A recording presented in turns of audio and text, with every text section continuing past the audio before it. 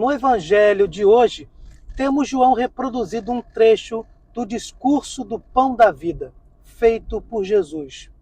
Os evangelistas Mateus, Marcos e Lucas, quando vão falar da Eucaristia, simplesmente narram o que Jesus disse e fez na última ceia. No caso do quarto evangelho, meus irmãos, João prefere destacar uma verdadeira catequese feita por Jesus ao explicar o mistério realizado nesta mesma última ceia. Esse discurso está no 6º capítulo de João e hoje meditaremos sobre os versículos de 52 a 59. Aqui, depois de algumas palavras, os judeus realmente pensam que Jesus estava querendo que eles comessem sua carne mortal, literalmente falando. E verdadeiramente Cristo não estava usando uma alegoria ou propondo um ritual simbólico. Não. Jesus instituiu a Eucaristia para que pudéssemos nos alimentar da sua presença real em corpo e sangue, alma e divindade, na hóstia e no vinho consagrados.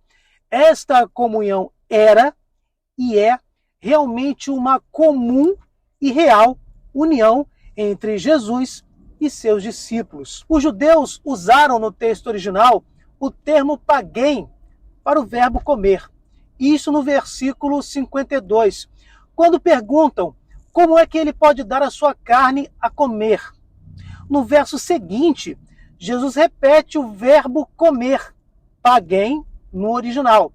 Se não comerdes a carne do Filho do Homem e não beberdes o seu sangue, não tereis a vida em vós. Não era teatro.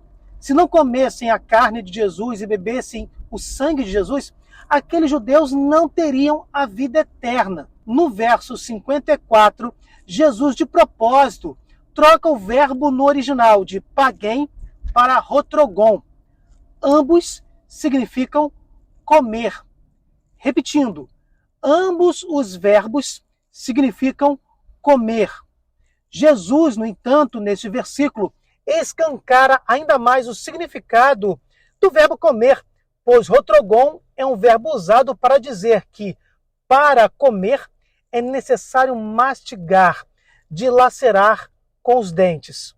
Quando Cristo diz, quem come a minha carne e bebe o meu sangue tem a vida eterna e eu ressuscitarei no último dia, ele está, na verdade, dizendo, quem mastigar, quem dilacerar com seus dentes a minha carne e beber o meu sangue, terá a vida eterna e ressuscitará no último dia.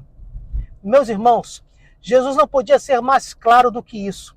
Ele troca o verbo comer, paguém no original, para outro verbo que significa também comer, mas com um sentido mais detalhista. No original, rotrogon. O penúltimo verso explica ainda mais o que Jesus acabara de dizer, pois a minha carne é verdadeiramente uma comida e o meu sangue verdadeiramente uma bebida. Ele está dizendo, sim, meus irmãos, tem que mastigar mesmo. Vocês não ouviram errado. A minha carne é comida mesmo, de verdade, e o meu sangue é de verdade uma bebida. Na última frase, Jesus aprofunda a intenção da criação do sacramento da Eucaristia, quando diz, quem come a minha carne e bebe o meu sangue, permanece em mim e eu nele. Será através desta ceia sacramental que o Mestre e seus discípulos estarão juntos da forma mais profunda possível. É evidente que mais à frente, no verbo 63, Jesus explica que é o Espírito que vivifica, nos mostrando que comeremos sim seu corpo, mas o corpo ressuscitado, glorioso, que venceu a morte e está emancipado das leis do espaço e do tempo. Jesus apenas tratava de remover o entendimento grotesco de suas palavras. Não se tratava de comer carne humana. Isto não santifica o homem, nem de comer a carne do Senhor em condições terrestres, como o canibalismo, mas de receber a carne de Cristo glorificada, emancipada das leis do espaço e do tempo. É a carne nestas circunstâncias que Jesus chama de espírito ou corpo espiritual. É espírito porque está toda penetrada na divindade. Na verdade, é a divindade de Jesus que, mediante a carne, vivifica os fiéis na Eucaristia, e não a carne humana de Jesus. Por isto, Jesus, ao dizer, isto é o meu corpo e isto é o meu sangue, não se referia somente à carne, mas à totalidade de seu ser, corpo e sangue, alma e divindade, como já vimos. Na própria Bíblia, no Novo Testamento, temos noção de corpo glorificado ou corpo espírito, corpo espiritual. Não deixa de ser corpo. Jesus não é incoerente. Trata-se de um corpo emancipado das leis do tempo e do espaço, ressuscitado. Sim, meus irmãos, as palavras do Evangelho de hoje são verdadeiras, mas aqueles judeus não imaginavam que esse mestre venceria a morte e nos daria seu corpo ressuscitado para comungar.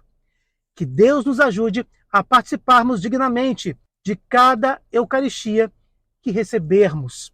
Jesus sacramentado, nosso Deus amado.